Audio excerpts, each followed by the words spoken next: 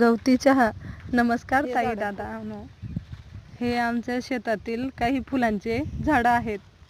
हे जास्वंदाचे झाडं, इथे चवळी आहे आणि हे चांदणीचं पण एक रोप आहे.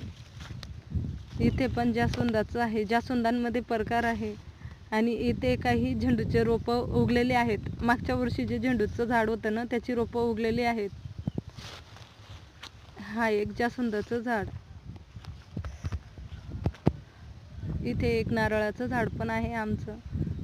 हे बघा आमचे बाबा आहेत. तिथेच आमचा भुऱ्या आणि शेरू पण बसलेला आहे.